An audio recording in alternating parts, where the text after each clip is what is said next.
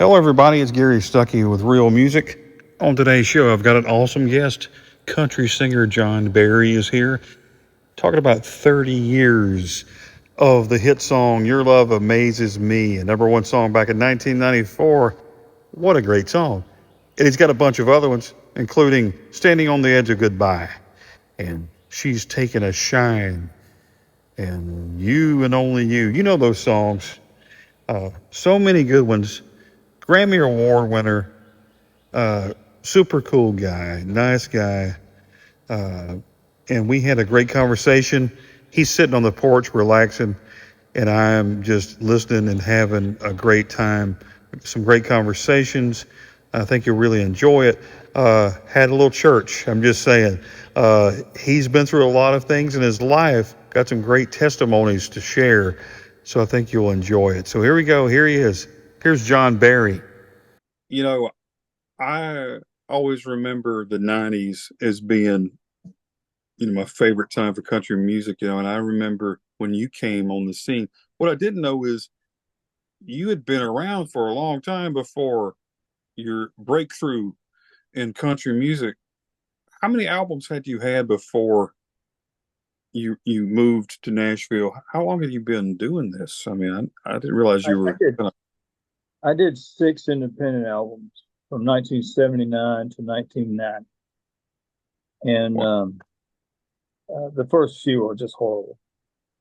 And just learning, trying to figure out, because it's not like I was working with a producer. yeah. We built a 4-track recording studio in the basement of my parents' house, and we cut records in there. It works. And but we didn't know what we were doing. I wrote horrible songs, and thought they were the best thing in the world. You got to. But my fifth and sixth albums were pretty good. I did one called Things Are Not the Same. It's a pretty good little record, and Capitol re-released it. And then there's a record called Saddle the Wind that they re-released that we cut in a little studio in Nashville. That's a pretty good record, man. Cool. It's pretty rocking. But matter of fact, we cut Wrong Side of Memphis. 450 did. It rocks. I mean, it's like Wrong Side of Memphis on fire. Oh yeah, yeah. I like that, man.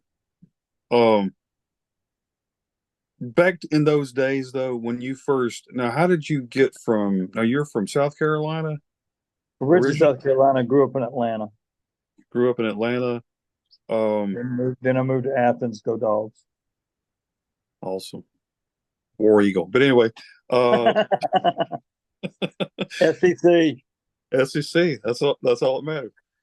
Um, well, how did you get from there? I know you've talked about this before, but I mean, I'm thinking you're releasing these albums. How did you get that foot in the door? Because a lot of people, I know you've probably had some doors shut in your face and phones hung up on you in your day, like everybody else. How did you finally get that green light where they said, "Okay, we're going with you, man"? I was never really interested in going to Nashville. I think I probably had maybe a door or two shut in my face, and and that was enough for me. I was playing clubs in Athens, Georgia, and I was killing it. I didn't need no record deal. Right. I was playing to big crowds. Just we having a blast. My wife and I had a 150-acre little farm north of town. I was playing one night. By the time I left, I was playing one night a week, and then I go play in South Carolina one night or somewhere else one night. I always come back play Saturday nights in Athens or Friday nights, whatever it was. Right. And um, I didn't ever think about getting. I didn't a record deal. Right. And I was driving home late one night. I played a club in Athens. It was about 2, 3 o'clock in the morning.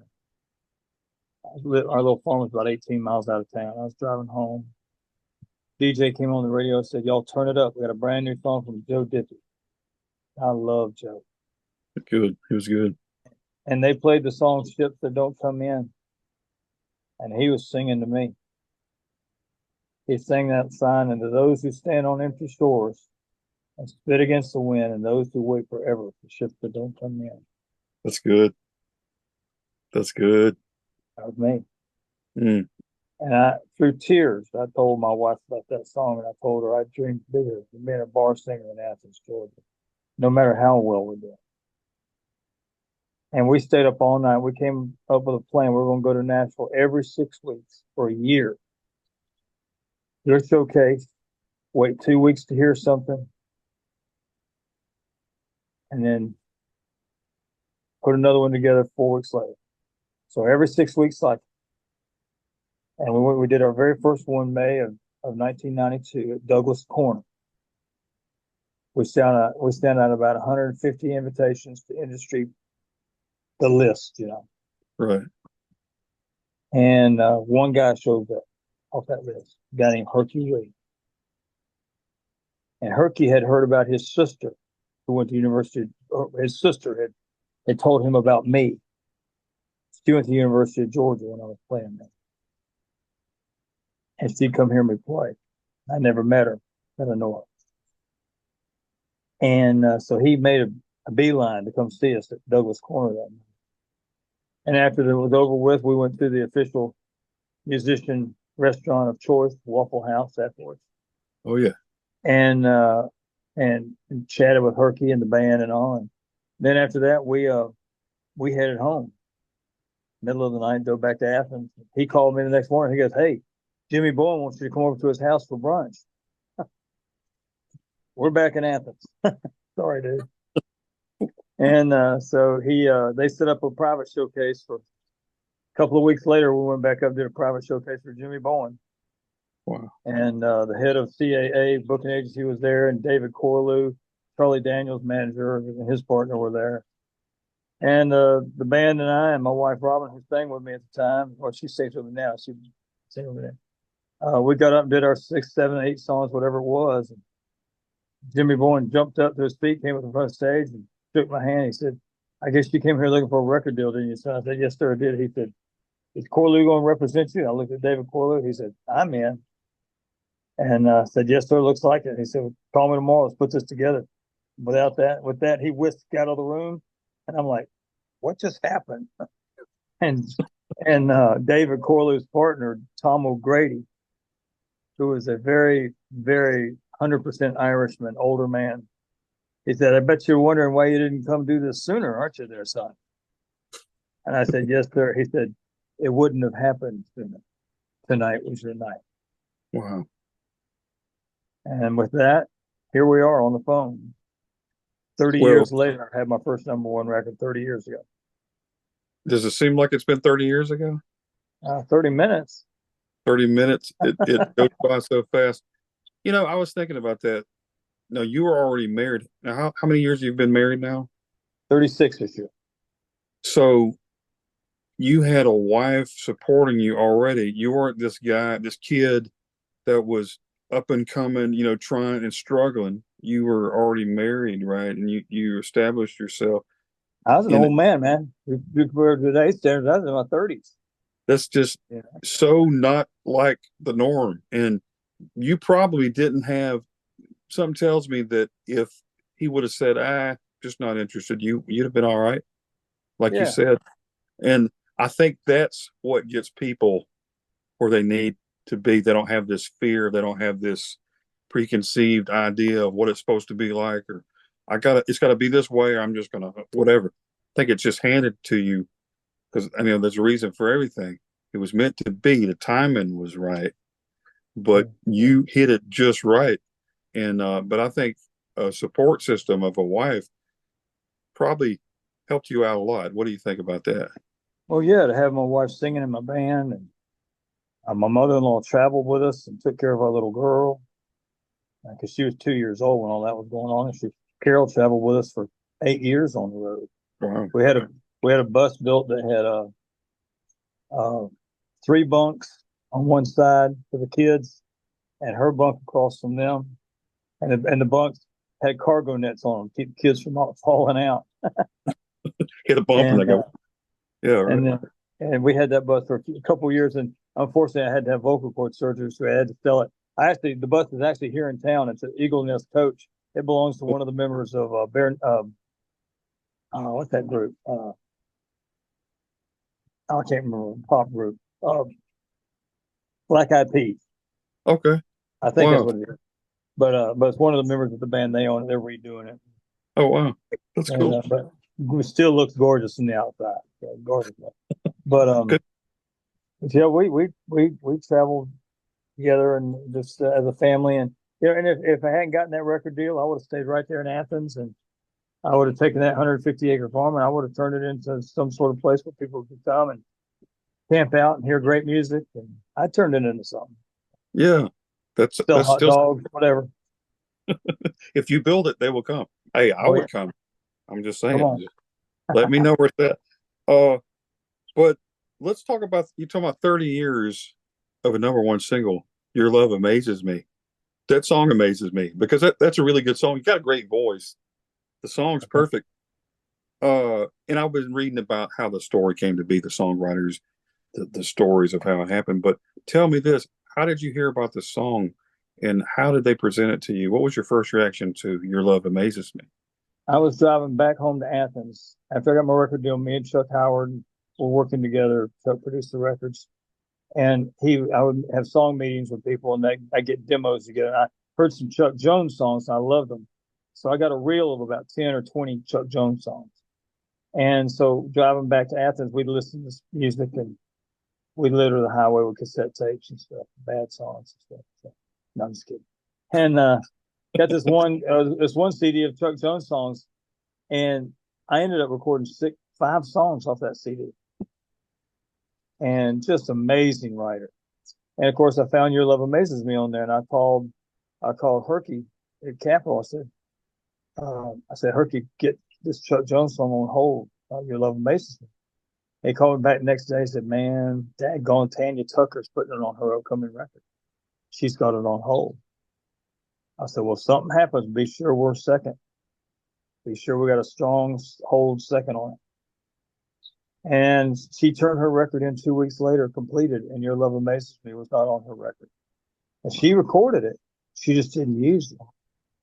I don't know why, but yeah, she ended up using her version, her recording of it on her greatest hits record that came out later. And she'd had a hit with it. It was Wow. one of those songs, to me, the fact that I'm singing it has nothing to do with it being a hit record. It's just a song. Anybody, Elmer Fudd would have had a hit song with that.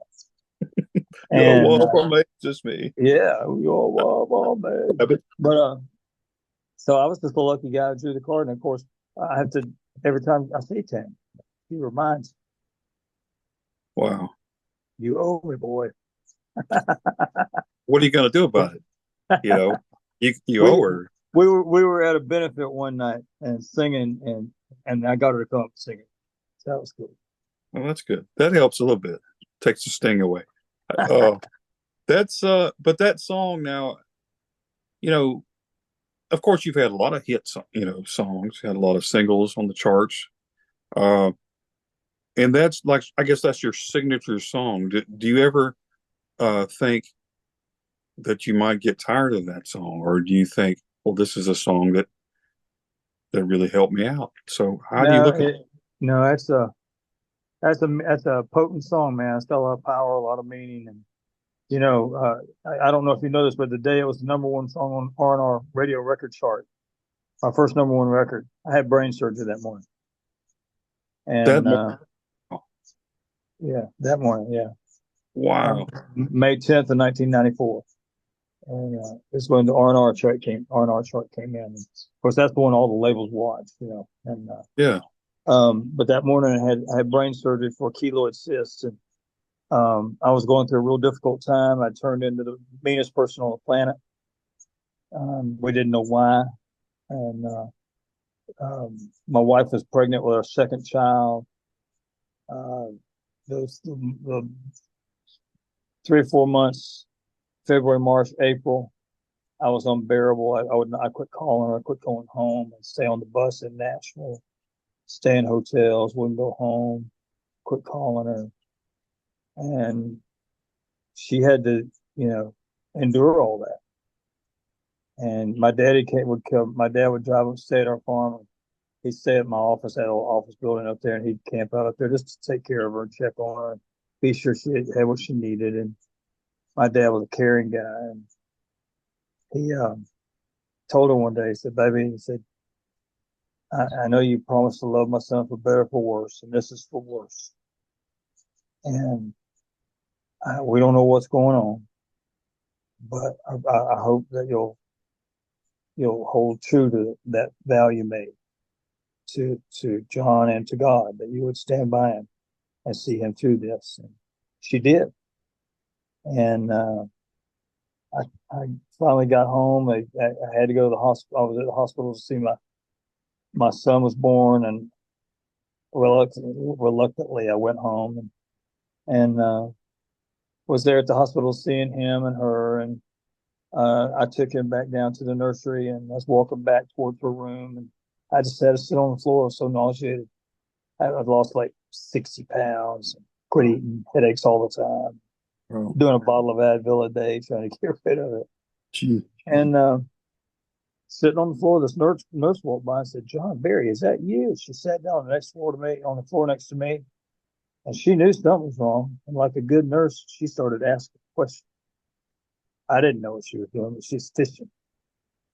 Got on the conversation with my parents, and she says, "Your dad's still living?" I said, "Yeah." And she said, "Any major medical you know about?" I said, "Well, 2 years before I was born, he had a cerebral aneurysm and survived it." Wow. She said, "That's odd. People don't normally survive it." She said, "Yeah." I said, "Yeah, I know." I said, "My mom died from one in 1981. She said, "Wait a minute." And I didn't know a gurney could go that fast. Wow. They did Wow. an emergency CT scan, CAT scan, and I did not have a keloid cyst, but I did have a little a keloid cyst in the third ventricle of my brain, about the size of the end of your pinky right there. Wow. And it blocked the fluid down the spinal column. And in turn, it caused incredible headaches, loss of appetite, build up of fluid around the brain, and all that, and turned me into Mr. Hyde. Right. And but they drilled 2 holes in my head and went in with a fiber optic camera and located it, and plotted a course with a laser beam, poked a hole in it, and it flattened out. And I woke up and I was me again, Wow. with a really hard, with bad short-term memory. And but the story is, my wife had to go from being abandoned to being my nurse. Her Love Amazes Me. And that's symbolic for the song, and I was thinking about that. And I know that God sets up everything, and I know there's a reason for everything. And I'm thinking about the timing of that because, see, I didn't know that. I knew that it was near the time. I didn't know it was the day of that it hit that day, right? You said, Yeah. for the number one. Uh Yeah. there's a reason for that. That don't just happen. No. Um so somebody out there didn't want you to live, and somebody out there didn't like you. But let's go back a little bit, because I was reading also. Now, you were in a motorcycle accident, right? No, Yeah. wasn't that the time when you were just starting music? I When was when you 81. I have 2 albums, I guess, at that time. My mom died earlier that year. It was a tough year. so My mom, you're going through a motorcycle accident. You're going through your mom yeah, passing away, and then was there a moment you said, "Yeah, this just ain't working. This ain't worth it." And even then, even when that song, right before, it's hitting number one, the song, but was there a moment where you go, I can't do this? Was there a voice? Usually there's two different voices that you try to listen to, or not try to listen to. You try to listen to the right one, but there's probably like a tug of war going. I don't know if I should do this anymore. Was that happening to you? well, not during that. I've had other bouts with that, and because my greatest fear, people say you get nervous before shows, you get stage fright. I said no. I said my only fear is anybody going to show up? That's always that's always the worst. Am I Oh, going to walk out there? Is anybody actually going to show up to hear me sing? yeah, You right. know. So and but it's just I love doing it. I've never really thought that maybe I should do something else. And of course, as old as I am now, the only thing I could probably do now is draw Social Security. That, I'll be 65 in September, so. well, you're But looking good. Looking good. yeah, Well, now I hence guess my Papa Bear shirt. there you go, Papa. That's what I call my dad, Papa.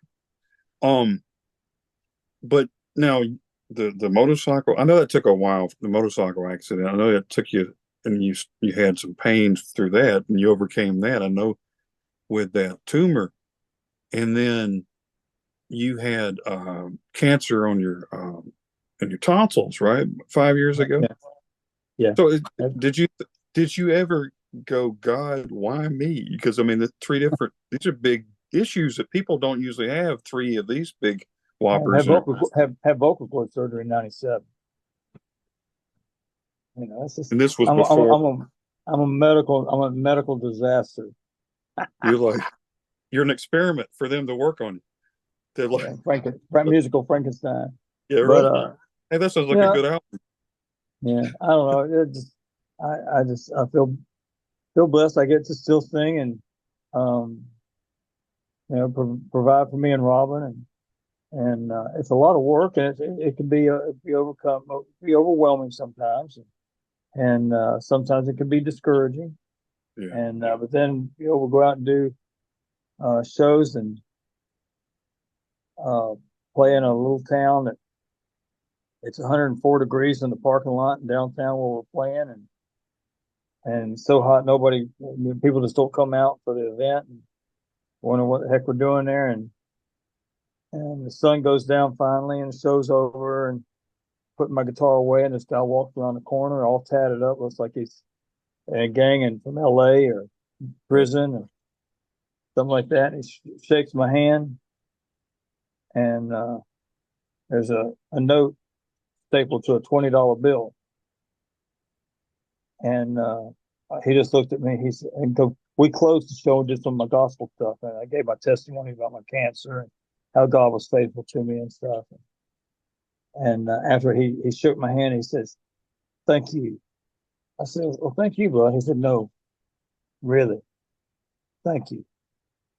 And walked off. And I opened the note up. There's $20 stapled to it. And it said, gave um, a guy that he's into music, following musically, who's completely, if you could shoot an arrow to the left and shoot an arrow to the right, musically, me and this guy he follows are that far apart. Wow. You know? And the note says, um, this guy I follow just went through tonsil cancer. Pray for him. And for this guy to ask me to pray for somebody, that's kind of a cool moment, you know.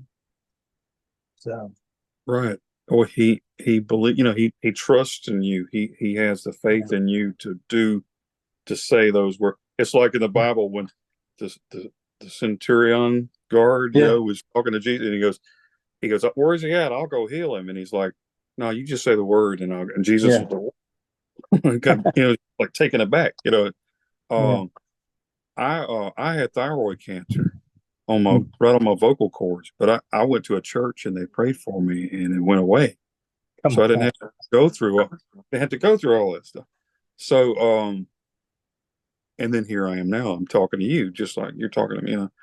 Somebody didn't want me to speak anymore, but I love to do it. And but yeah, there's a reason for everything.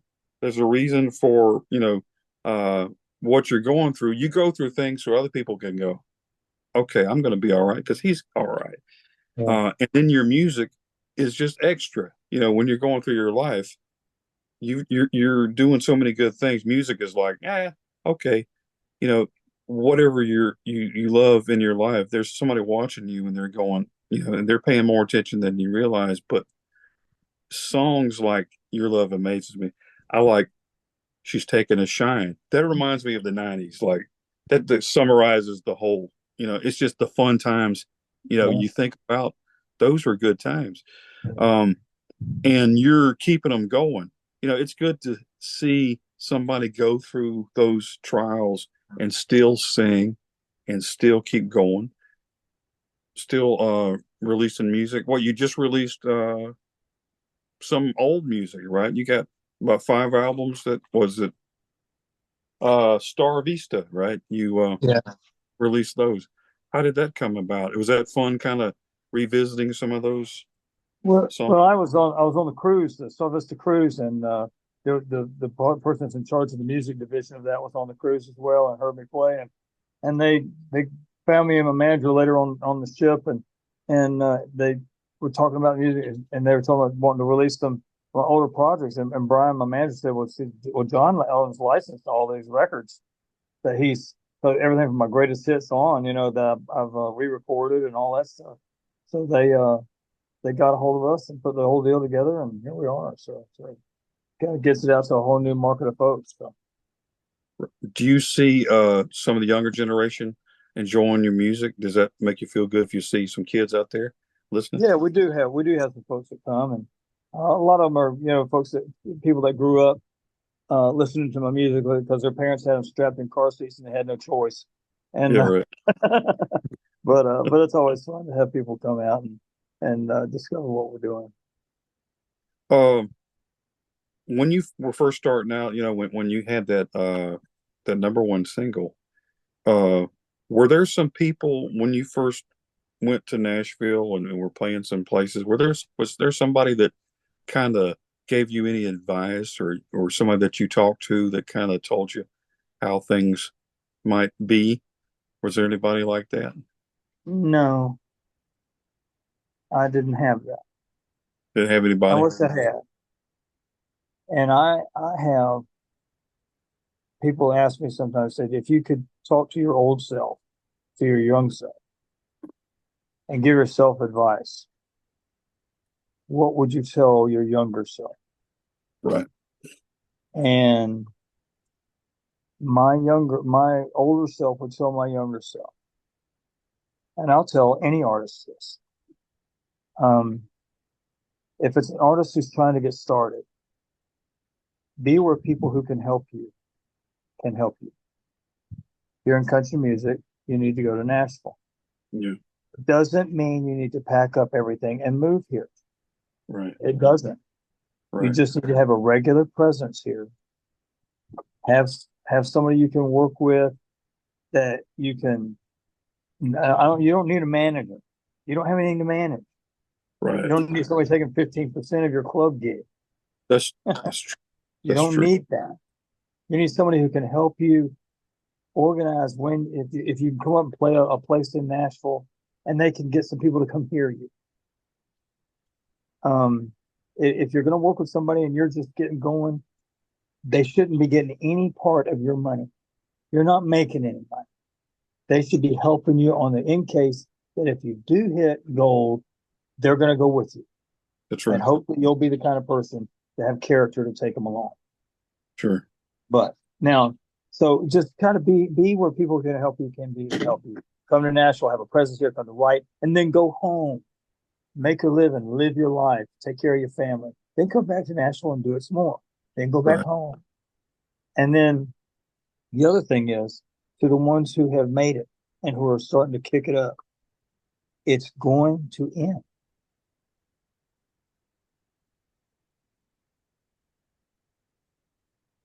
That's just how Simple it as is. that. That's just how it. There are a handful of people who have had the money and resources to make the big wheel keep turning.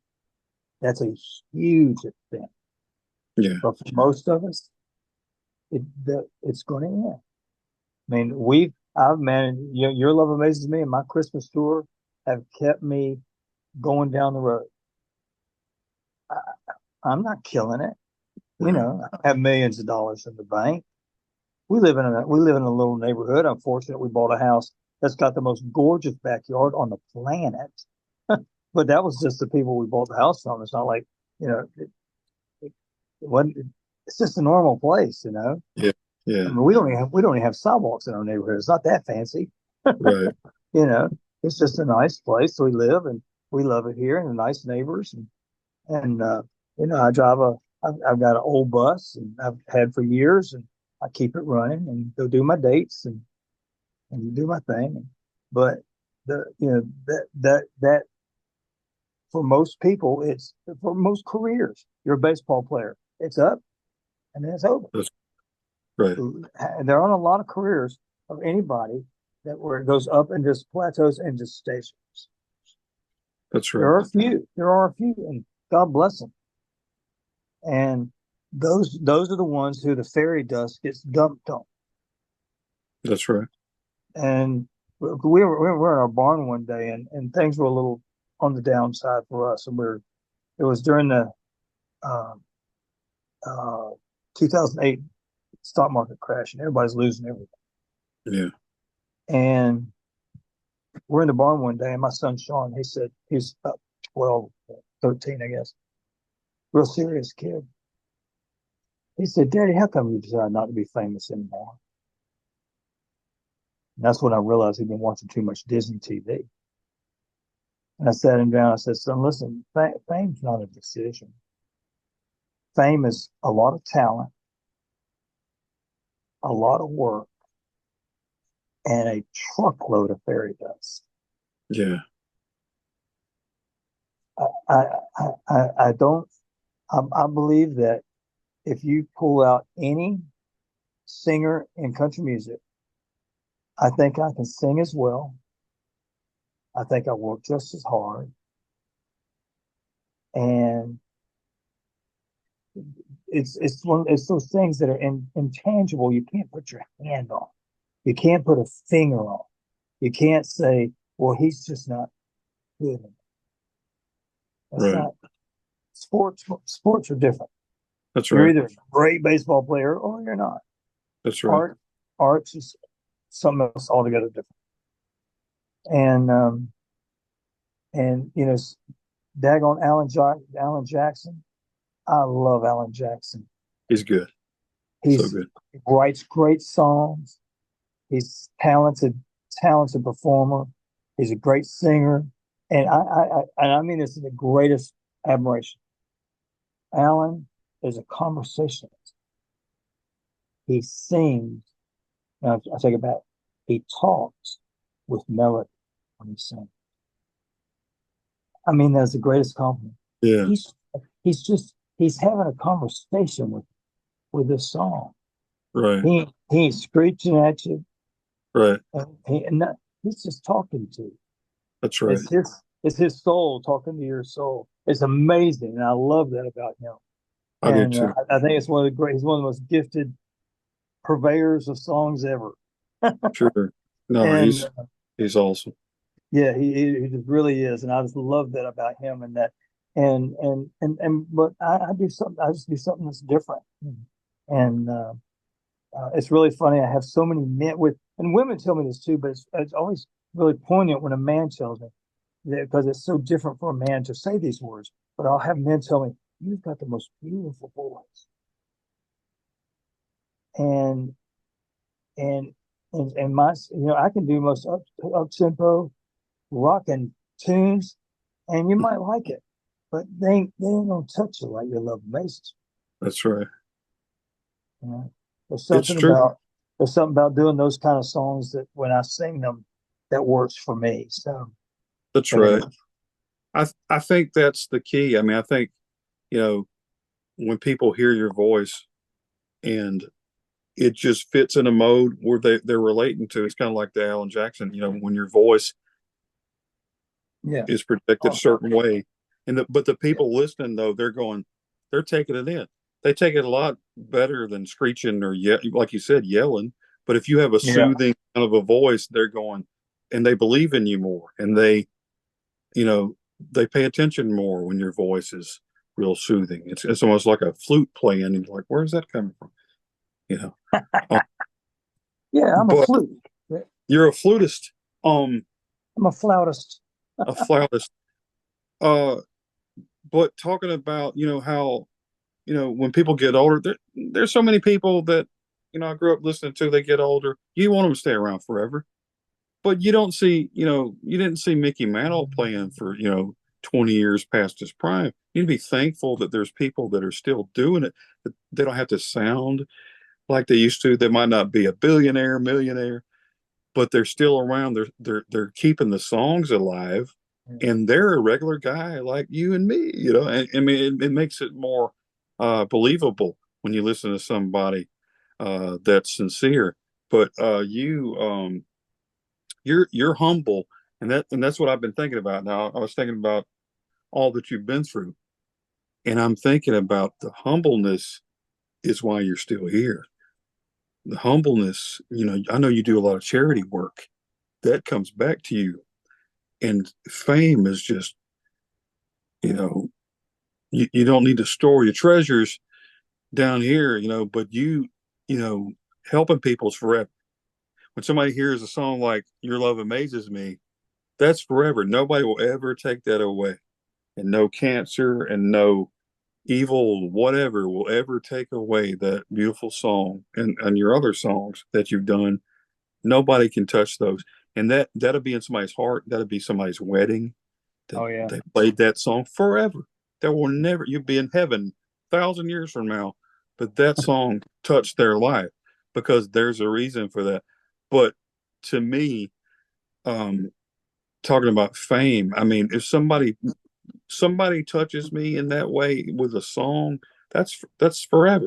They might be this old guy in a nursing home, but I'll always remember how that song made me feel. And that's you're like a king to me because what you did for me. So people, you don't have to be on this certain level forever. Yeah. What your accomplishments are always going to be there. And I always think about that. I always think about people, and probably if you were this guy, if you were like a billionaire living in this big mansion and you were, you just living it up, I wouldn't be talking to you. You'd probably like, "Psh, I'm not talking to this loser." I'm just saying. Hmm, Gary, I do have another interview coming up in a couple of minutes. that's good. But I just, I'll let you go. I just want to thank you for your music. Thank you for your testimonies. Some people have one, you got like 30. Um, but man, I have enjoyed your music through all these years. I'm glad you're still going. I know you got the Christmas tour. How many years has that been? This will be 28. But that's coming up. You got some shows coming up in July, right? Yeah. Yeah, So, my wife and I are going out and doing some shows, the two of us. So it'll be a lot of fun. so cool. See, fame, but you got a wife and kids that love you. That's all you need. You got fans that really appreciate you. That's Yeah. extra. That's extra. And I got a grandson who loves his mama and loves his daddy and loves his two grandmothers.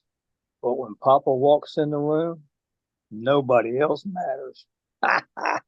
Well, there you go. Oh, Isaac loves his Papa. Well, that's a good way to end this conversation. But man, thanks so much. That something tells me that your love amazes them, and that's why they appreciate you so much. Uh, but happy anniversary to that song and to overcoming, man. It's inspired me because I've been going through some stuff and it really makes me feel better when I hear people that are overcomers. Makes me realize you're not alone. But thanks so much for talking to me. Bet, And my I'll be friend. looking forward. How about see you out there and maybe we can have some tea on that porch one day. Come on, brother. All Thank right. you, Gary. All right, man. See you, John. All right, buddy. Bye-bye. And there you have it, John Barry. Super nice guy and so talented. What a voice and amazing songs.